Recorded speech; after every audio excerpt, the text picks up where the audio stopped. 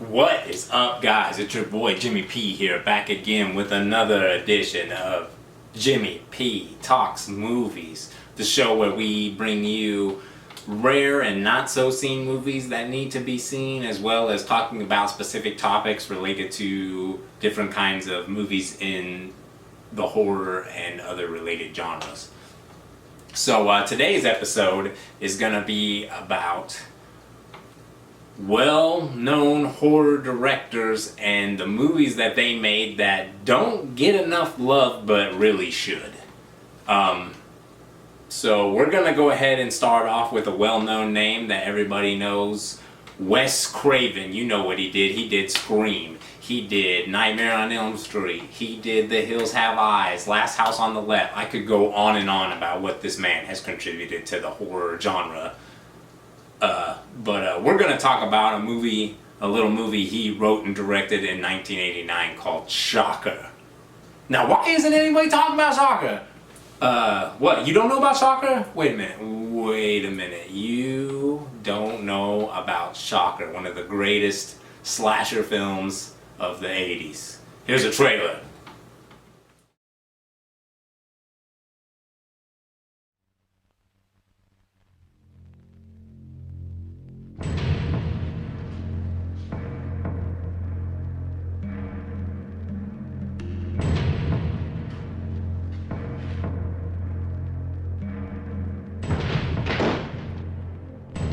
We are here today to bear witness to the execution of Horace Pinker, whose unspeakable atrocities have horrified the people of this great state.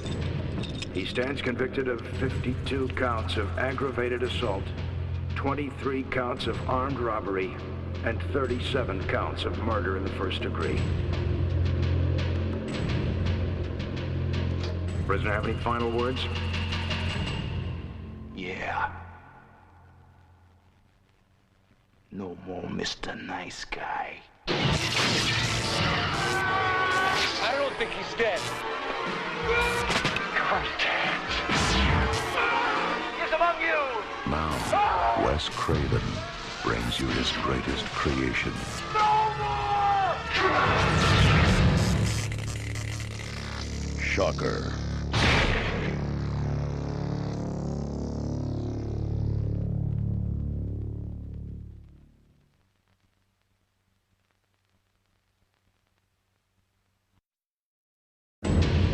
On October 2nd, at 6:45 a.m., mass murderer Horace Pinker was put to death. Now, he's really mad. From Wes Craven, creator of the original Nightmare on Elm Street. Shocker. Rated R. Starts Friday at a theater near you. From Wes Craven, Don't let him take your soul. Come on! director of the original Nightmare on Elm Street, Contact. comes his most terrifying creation. No more! 100,000 volts of pure evil. Shocker. No more Mr. Nice Guy. Rated R. Starts Friday at a theater near you.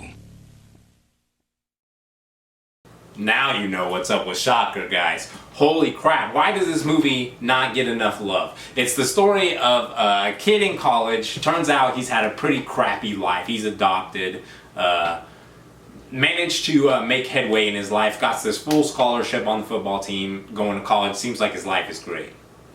Well, one day he starts having these crazy dreams about a killer just massacring whole families. Well, it turns out these are more than dreams. They're more like premonitions.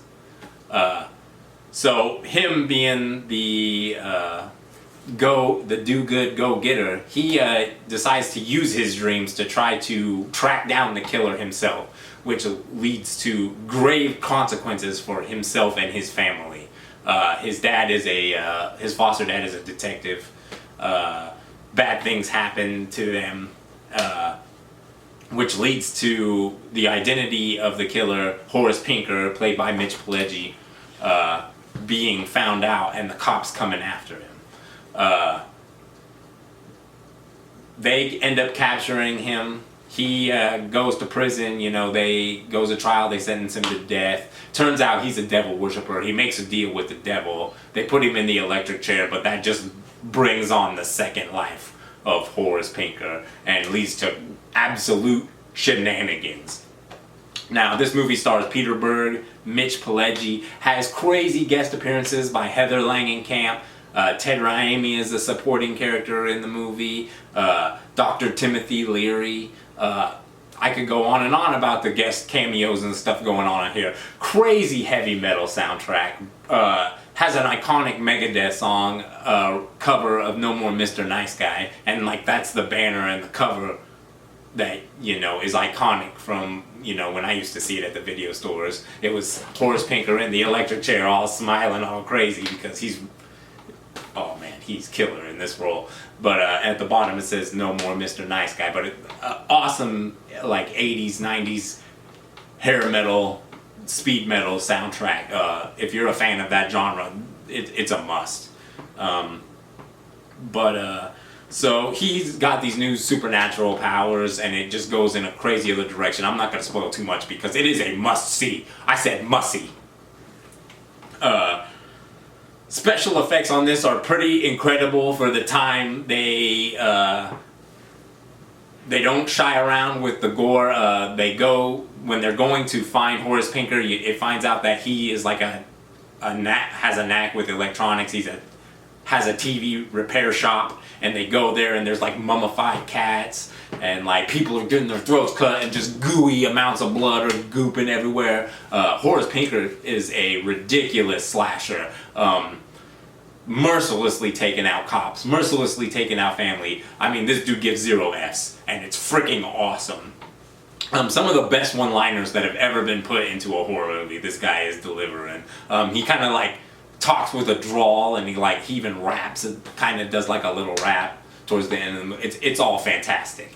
All the acting is top-notch. Really tight story. It goes really fast. Whoa, shocker, dude. It's so good, and I don't see too much stuff about people talking about this movie, and it blows my mind. Written and directed, it kind of has a, I don't know what kind of message or what Wes Craven was thinking when he went into this movie, but it's just a really entertaining slasher film with some supernatural elements. Goes by really fast. Could have been franchisable. I'm glad that it wasn't because the one-off is perfect in every way. A Wes Craven masterpiece that has not been talked about enough. Definitely check this one out. Alright, now jump ahead to the year 2000 and we're going to talk about one of my favorite directors of all time, George Romero. When you think about George Romero, you just automatically think about zombie flicks and the Dead trilogy, but George did tons of other movies. Martin, Season of the Witch, but we're going to talk about Bruiser. Now just imagine this. Your whole life, you're pretty much just a nobody. Everybody pushes you around. You let people take advantage of you to the point that everybody is in on the gag but you.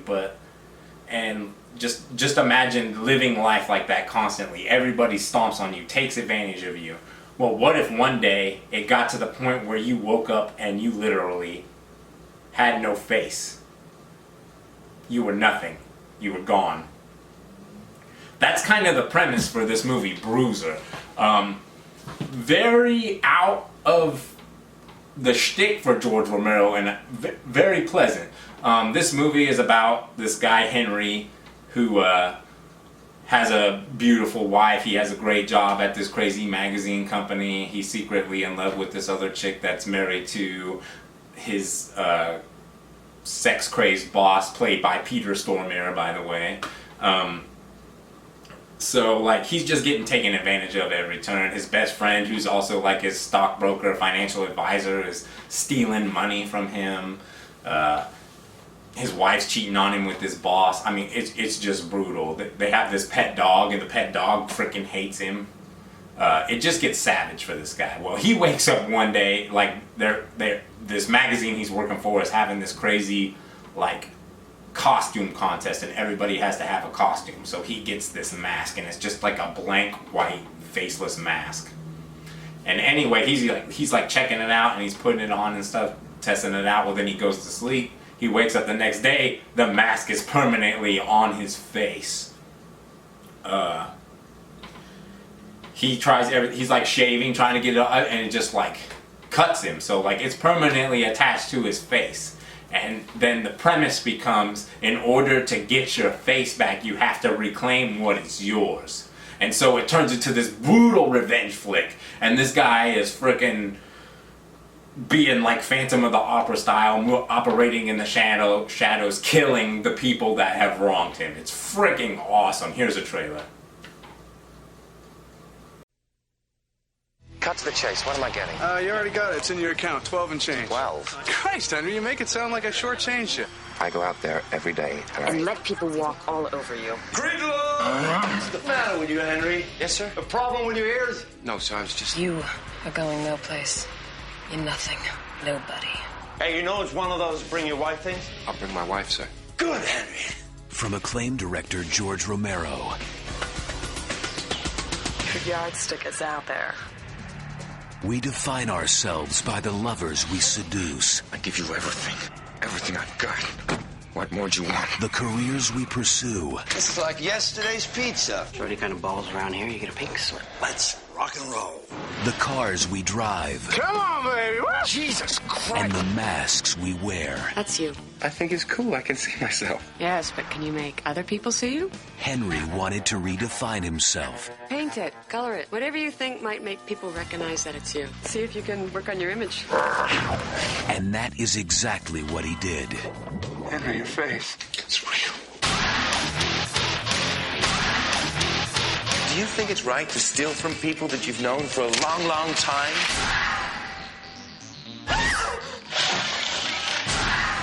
No more Mr. Nice Guy.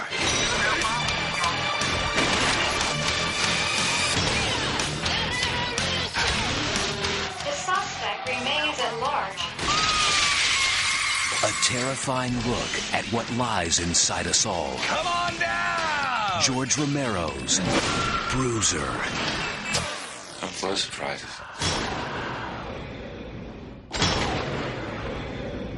Bruiser. If you caught that by the trailer, Tom Atkins is in this as a cop. Go figure. So you know it's quality when you got that going on. Terry Fleming, I think his name, Terry Fleming, is the main character, and I'd never seen him in anything else before, but holy crap, was he perfect in this role as the pitiful Henry turning into the empowered serial killer Henry. Crazy like punk rock type soundtrack. The Misfits are in the movie. They cameo. Peter Stormare is freaking great. Some pretty interesting kills. This isn't a super gory goo-goo movie, but this is just a really smart. It's just a well-directed movie, and this was also written by George Romero, written and directed. That's kind of a theme we got going on here. These like movies that are awesome that aren't talked about so much are the ones that these directors have actually done themselves. Now I know Wes Craven, when we were talking about Wes Craven like mostly wrote and directed all his own stuff, and George was almost in the same vein. He always had some collaborators on his writings compared to the others. Anyway, we're getting off topic there. Bruiser, freaking fantastic. Really funny. The setup and story is good. It has an excellent payoff.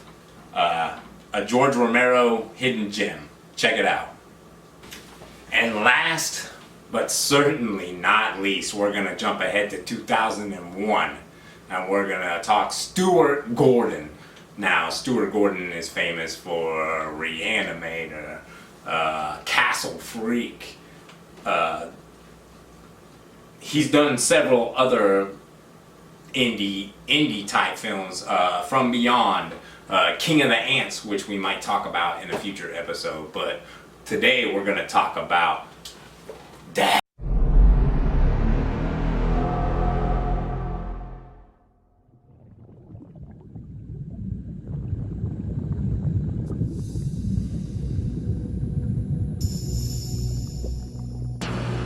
We are in a boat off the coast of España. Honey, our stock could be going underwater and we wouldn't even know it. What are you doing? I'm just going on vacation.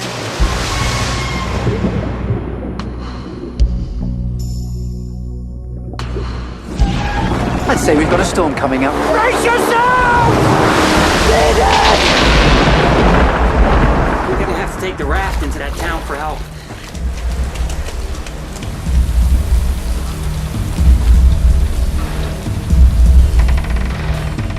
Hello?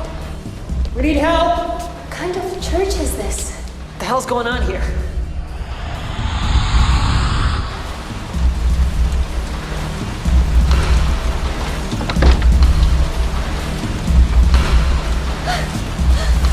I'm supposed to meet someone here? A woman? Senorita?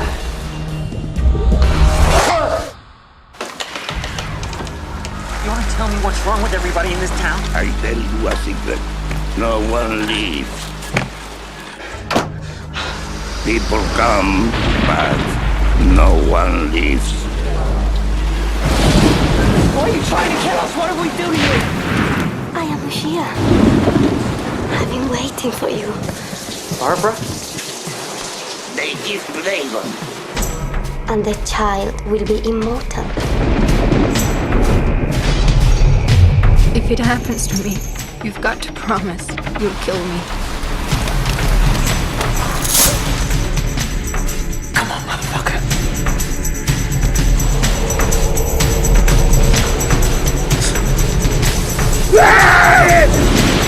We are children of Dagon. It is your destiny.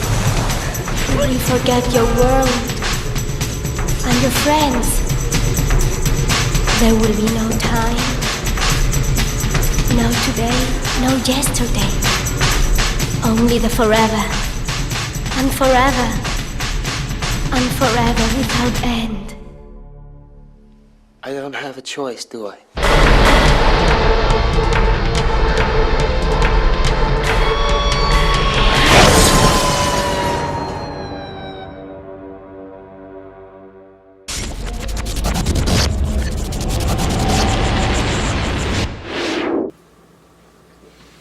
Alright, we're talking about Stuart Gordon's Dagon here, starring Ezra Gooden. This is one of the most amazing adaptations of Lovecraftian horror I have ever seen put to film. The acting is top-notch from all of the actors, very believable. This movie has an hour-long chase scene, and it is amazing. Stories about this super smart tech guy who just made a bunch of money and he's on vacation with his beautiful new girlfriend or wife, and they're off this island of Evoca. Well, something bad happens to their boat and they end up having to go to this island. Well, like on the way to the island, his girl gets jacked, but they get to the island. It turns out that the inhabitants of the island made a crazy deal with this god Dagon, like a fish god, to like make their island bountiful with fish and stuff because they were having problems and starving. Anyway, the result, like the payment for this curse, is slowly the residents have been evolving into like tentacle fish monsters. And so they're not very happy to have outsiders come to the island. And so he's there, and they're trying to hunt him down because he's seen and knows too much. And it just leads to madness. A lot of interesting insight into the lore of Dagon and like the way that it affected the townspeople and like their motivations, and like the scenery in this movie is incredible, with like a lot of emphasis on like these people trying to maintain a civilized society, but everything's all wet and dank, and like they're turning into creatures, but you know there's still some remnants of humanity. Also, the gore on this movie is on another freaking level. There is a scene where a guy gets his face peeled off, and kudos to Stuart Gordon for showing this on camera because it is absolutely brutal. I dare you to watch that scene and not turn your head. Even me, the first time I saw it, and I'm a gore hound. was like, holy crap, this is freaking ridiculous, and I had to turn away for a minute. I'm so desensitized to that stuff now, but it was awesome that the first time I saw this, I was like, this is savage, I have to look away. That does not happen very often, but that's the sign of like some true grit right there. So it turns out he has some ties to the island that he didn't know about, and this is all some elaborate setup. Create a lot of unknown actors in this one, because like this was actually filmed on location wherever they were doing it at, and they used a lot of foreign talent there. But it works with the setting. Ezra Gooden's the only actor I know by name, and he is absolutely fantastic. He also worked with Stuart Gordon on Dreams of the Witch House, Masters of Horror Season 1. Sorry guys. Their chemistry is really good, and you can tell that they like working together. Dagon is freaking incredible, but I don't see anybody ever talking about this film, and I just don't know why. It is a masterpiece as far as Lovecraftian tales go, and it's one of Stuart Gordon. Stuart Gordon has a lot of movies, and it's definitely Reanimator level for me. Anyways, this was just like a quick introduction for you guys to seeing some movies by well-known horror directors that you might not know about that you should definitely check out. I hope you liked this video, and if you did, why don't you help me out by subscribing or telling your friends, liking this and sharing. It really helps out the channel. Anyway, till next time.